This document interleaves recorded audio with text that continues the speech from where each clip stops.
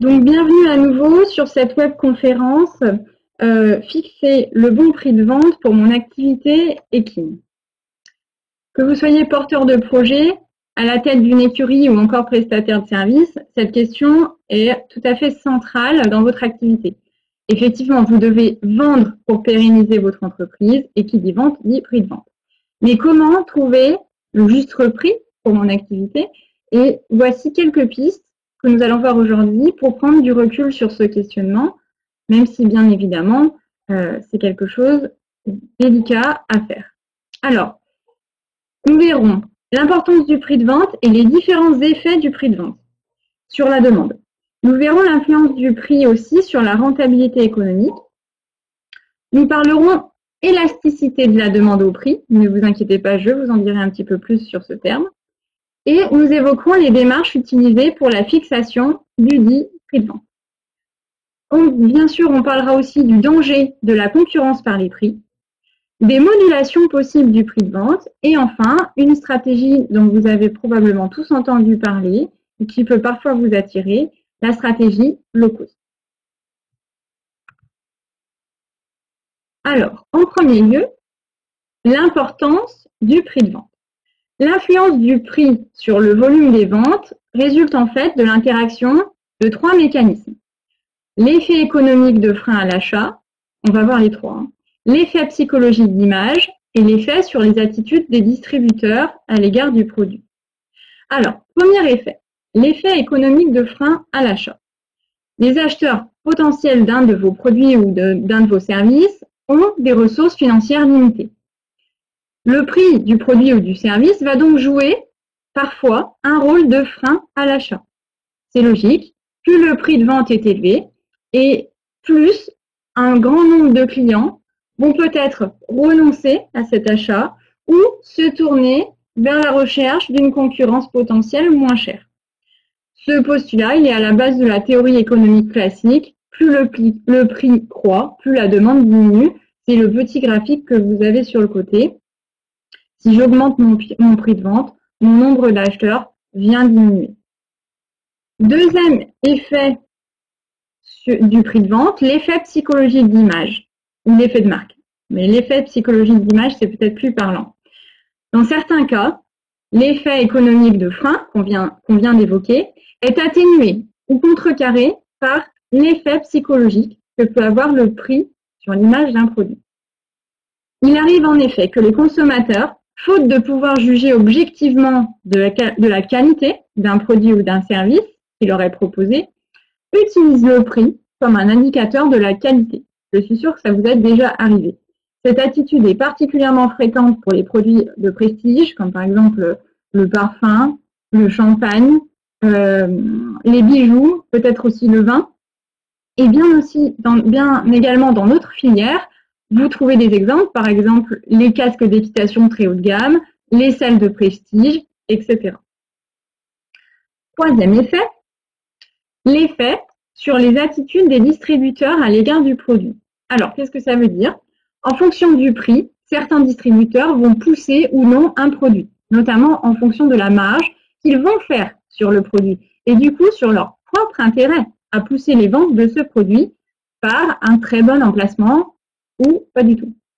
Alors, si vous êtes professionnel, par exemple, de l'équitation, centre équestre, écurie, vous n'avez pas à proprement parler de distributeur.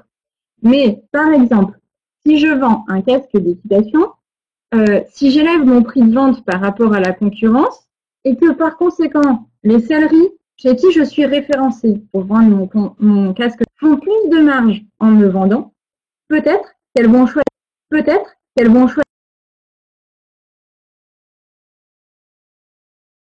par la clientèle. Alors, parlons maintenant influence du prix sur la rentabilité. L'influence du prix sur la rentabilité d'un produit est plus complexe qu'on ne peut parfois le penser. Il serait simpliste de penser que plus un produit est vendu cher, plus il est rentable.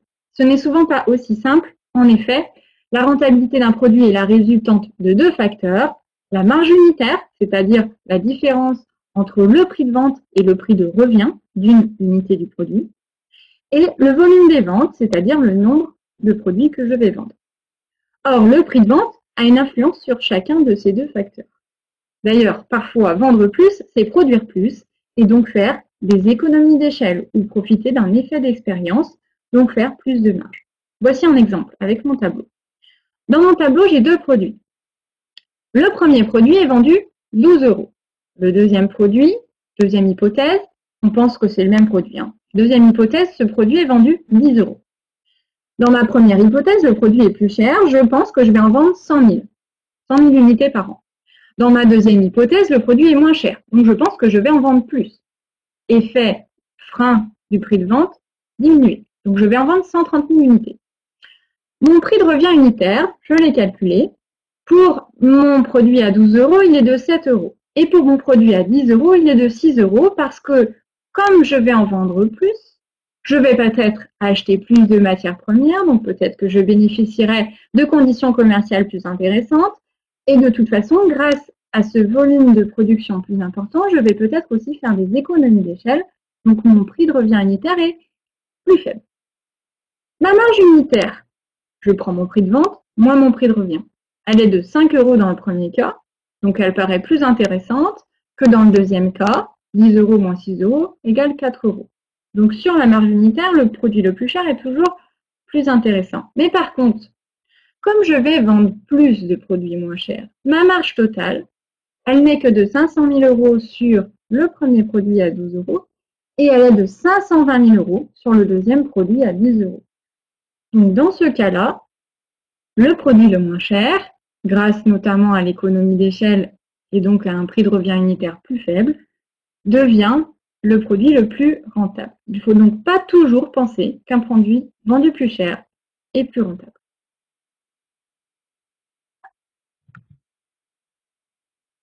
Alors, freiner l'élasticité de la demande au prix.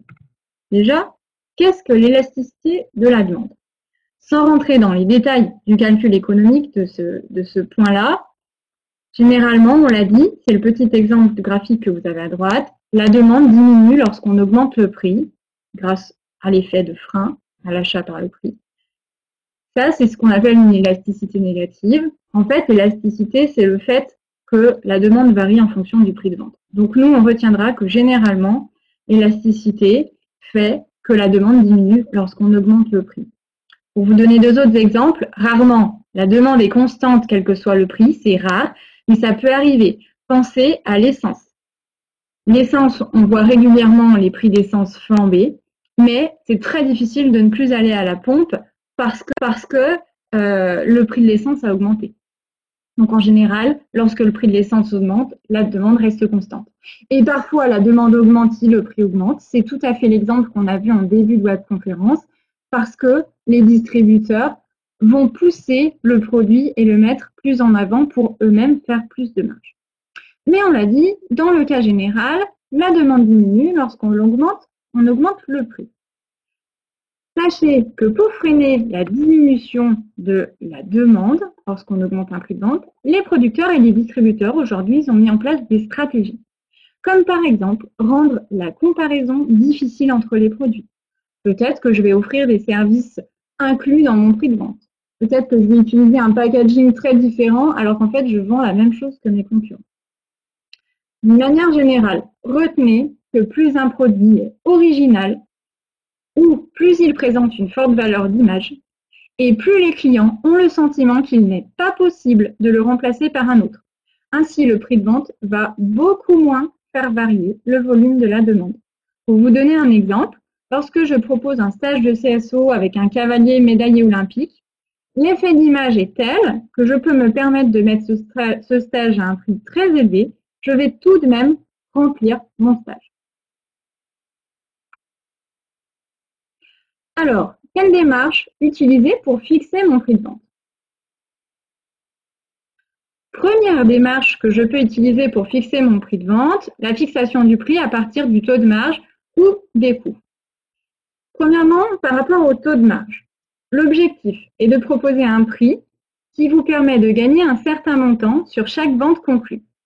La marge correspond à la différence entre un prix de vente et un prix d'achat.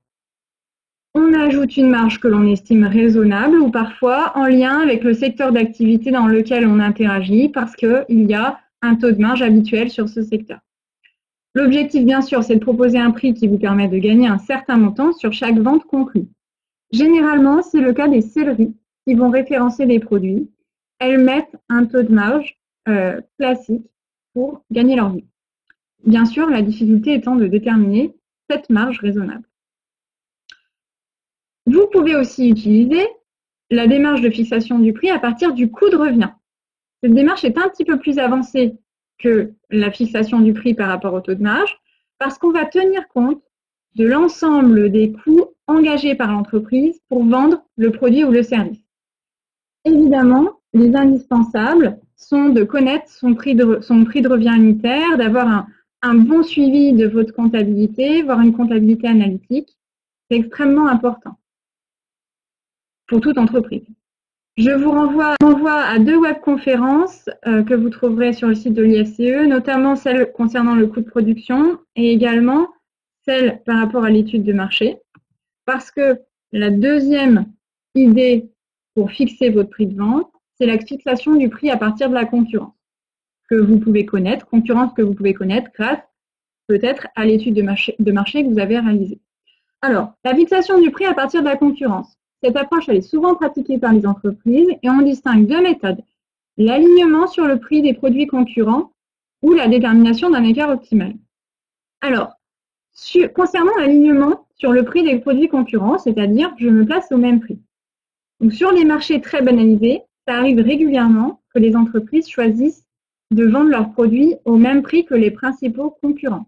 C'est quoi un marché très banalisé? C'est un marché où les produits sont à peu près tous similaires, ne se distinguent, ne se différencient pas trop. Ce prix, c'est ce qu'on appelle le prix de marché. Alors, une remarque. Du coup, l'image prix que sous-entend ce prix, qui est donc identique pour chaque entreprise, pour moi, ça sous-entend que chaque entreprise vend la même chose, le même service et avec le même niveau de qualité. Vous n'êtes vraiment pas dans une démarche de différenciation. Deuxième remarque, sur un tel marché, l'entreprise qui tire son épingle du jeu, c'est souvent l'entreprise qui possède la meilleure gestion comptable et financière. Parce qu'elle parvient à augmenter sa marge sans augmenter son prix de vente, donc elle parvient à réaliser des économies d'échelle. Je ne vous conseille pas forcément cette démarche. Je trouve que c'est dommage de ne pas chercher à se différencier sur un marché et ça peut être très délicat de chercher à faire des économies d'échelle dans notre filière. Deuxième possibilité, la détermination d'un écart de prix optimal par rapport aux concurrents. Alors là, la démarche, elle consiste non pas à s'aligner, mais à estimer quel est l'écart optimal à établir par rapport au prix des concurrents, compte tenu des caractéristiques de mon produit ou de mon service et du positionnement que je souhaite avoir dans le marché, plutôt haut de gamme, plutôt accessible. Donc cette différence de prix de vente, cet écart, il peut être à la baisse, je peux me mettre en dessous de mes concurrents, mais également à la hausse par rapport à mes concurrents. Lorsque le produit ou le service, moi, j'estime qu'il est d'une qualité supérieure à celle de mes concurrents, j'estime peut-être que j'ai une meilleure notoriété ou une meilleure image, je vais devoir estimer quel est le supplément de prix que je peux demander à mes clients compte tenu des avantages que je leur fournis. Par exemple, si je suis la seule écurie de mon secteur à proposer des pensions avec un accès à un grand manège en sable technique, par exemple, ça va me permettre d'augmenter légèrement le prix de vente de mes pensions. Donc, encore une fois, si vous avez fait une bonne étude de marché et vous connaissez bien la concurrence autour de vous, ça vous aide. Troisième démarche à utiliser pour la fixation de mon prix de vente, ça consiste à analyser les attitudes des clients potentiels à l'égard de mon prix. Donc, à partir de la demande, finalement. Ça va consister à se demander quel est le prix jugé normal ou acceptable par le plus grand nombre de clients pour le produit ou le service considéré. Pour le savoir, là encore une fois, j'attire votre attention sur la possibilité et la nécessité de faire une étude de marché. Ça va par exemple consister à enquêter les cavaliers pour savoir combien ils sont prêts à payer ou quel prix ils seraient prêts à accepter pour utiliser par exemple un objet connecté d'analyse d'entraînement du cheval. Mais c'est aussi valable pour connaître le prix de vente acceptable, par exemple, d'une écurie active, d'une pension en écurie active. Donc là, encore une fois, je vous renvoie à la webconférence sur l'étude de marché. Pour résumer, on vient de vous parler de 3 démarches à utiliser pour la fixation du prix. Chacune de ces démarches, elle comporte des avantages et des inconvénients. Et personnellement, j'ai tendance à penser que utilisée seule, elle ne donne qu'une vision partielle du problème. Je vous conseille donc d'utiliser une démarche complète qui vont prendre en compte l'ensemble de ces 3 facteurs, sans oublier bien sûr l'image que vous souhaitez donner à votre produit ou à votre service, qui va se refléter dans votre prix et qui doit refléter le positionnement général de l'entreprise que vous souhaitez donner dans votre marché. 3 parenthèses importantes concernant le prix. Premièrement, les dangers de la concurrence par les prix. Pour plusieurs raisons, il est très délicat de se battre sur les prix de vente pour doubler, par exemple, un concurrent dans un marché. Premièrement, c'est une forme de combat très visible. Attaquer sur les prix, c'est se battre complètement à découvert. Si l'on baisse ses prix, les concurrents s'en aperçoivent immédiatement, alors qu'il faudrait plusieurs mois pour se sentir menacé, par exemple, par une campagne de publicité très efficace ou par une campagne de fidélisation pertinente dans votre centre caisse. La concurrence, elle peut très facilement riposter. C'est une action imitable facilement et rapidement, contrairement à une innovation, par exemple.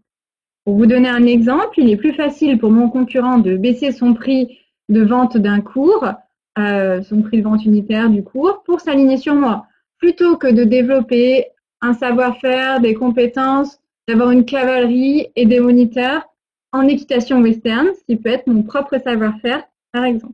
Ça, c'est beaucoup plus difficile à rattraper comme avantage concurrentiel. Une baisse des prix, pour être efficace, elle ne peut pas être timide.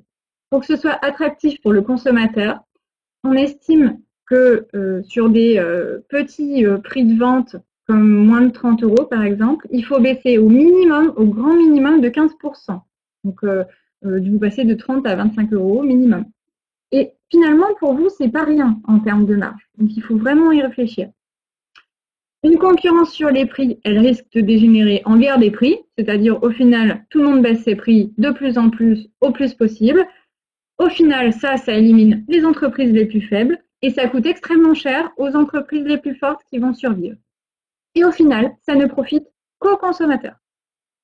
Une fois que vous avez diminué les prix, évidemment, il est très difficile de revenir en arrière. Il est toujours très difficile de faire accepter une augmentation de prix à une clientèle sans venir ajouter de la qualité, des services, une véritable justification.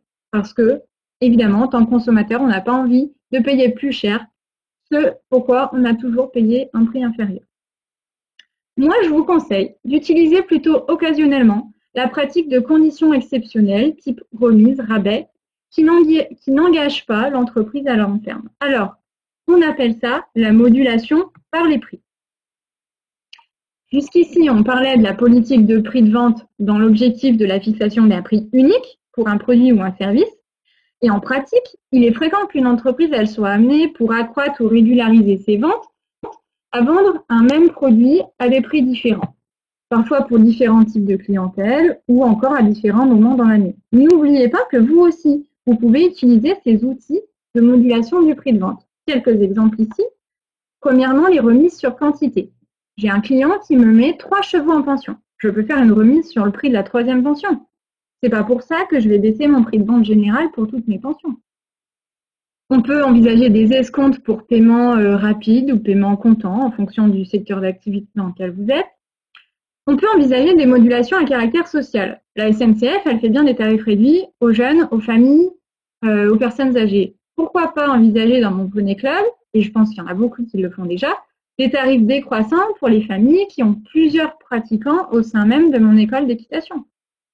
On peut utiliser des remises promotionnelles temporaires aussi.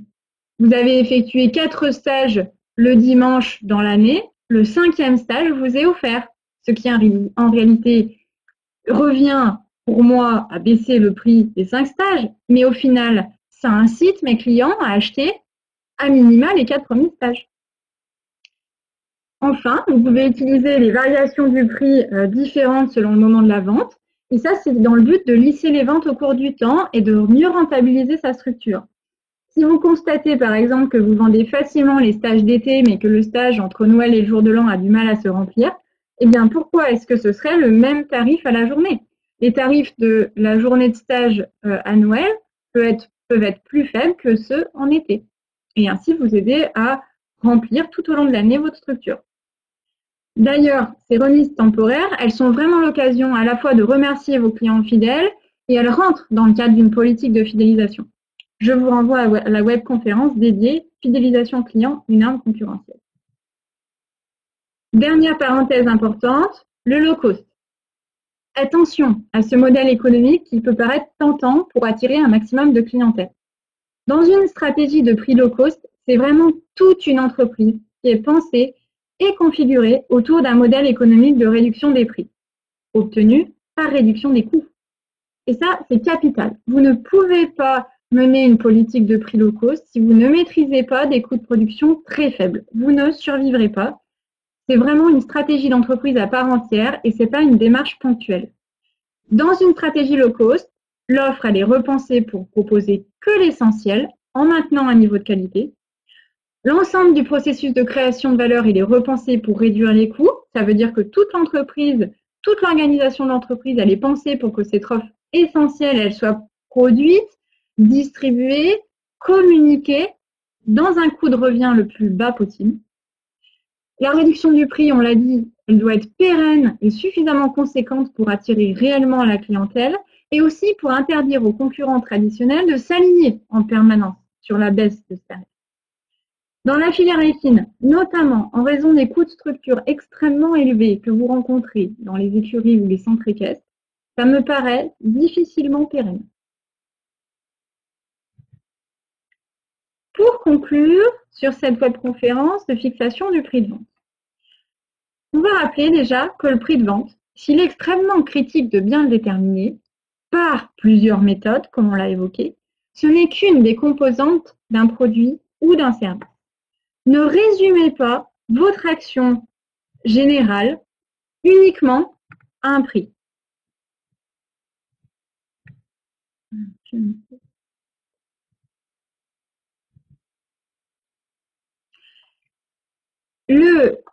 Votre produit ou votre service, il est plus large que ça. Votre clientèle va être satisfaite et va se fidéliser parce que vos moyens de production sont optimum, parce que vous parvenez à bien vendre, à bien distribuer votre produit, parce que vous communiquez bien autour de votre produit, parce que vous avez un relationnel bon avec votre clientèle, des techniques de gestion de clientèle efficaces, parce que vos équipes sont bien managées, parce que tout le processus de commercialisation est bon et opérationnel. La clientèle ne viendra pas à vous uniquement pour un prix de vente. Et surtout, elle ne vous restera pas fidèle que pour ce prix de vente. Néanmoins, bien sûr, il est tout à fait nécessaire d'être cohérent dans la fixation de ce prix. On l'a dit, tant par rapport au marché, par rapport à la concurrence, par rapport à la demande, qu'à la réalité économique de votre entreprise, et notamment là, je pense, au prix de revient et à la marge générée. Par rapport aux éléments qui composent l'appréciation d'un produit ou d'un service, je vous renvoie à la webconf sur les prestations de services autour du cheval. Ce qu'il faut retenir. Pour fixer un prix de vente, on utilise donc simultanément plusieurs méthodes, on l'a dit, fixation du prix à partir des coûts ou de la marge, fixation du prix à partir de la concurrence et également à partir de la demande. Mais n'oubliez pas de tenir compte de l'image liée au prix, qui doit bien sûr être en cohérence avec l'image que vous souhaitez transmettre. On l'a dit, est-ce que je vais être plutôt accessible dans mon marché? Est-ce que je vais plutôt un positionnement très haut de gamme? Rappelez-vous qu'après avoir fixé un prix de vente, il est très difficile de l'augmenter. Et mieux vaut utiliser des modulations temporaires de vos prix de vente. On l'a dit, si vous augmentez vos prix, sans justification derrière, sans apport de service ou de qualité, votre clientèle risque fort de passer à la concurrence. Pourquoi payer plus cher ce qu'ils avaient au même prix auparavant, alors même que de multiples concurrents sont présents? Donc, si vous augmentez vos prix, ajoutez des choses. Et il est risqué de tenter une guerre des prix. Il vaut mieux tenter de se différencier. surtout que le prix n'est qu'une des composantes de votre offre. Et encore une fois, je vous renvoie aux autres webconférences disponibles sur l'IFC. Merci pour votre attention.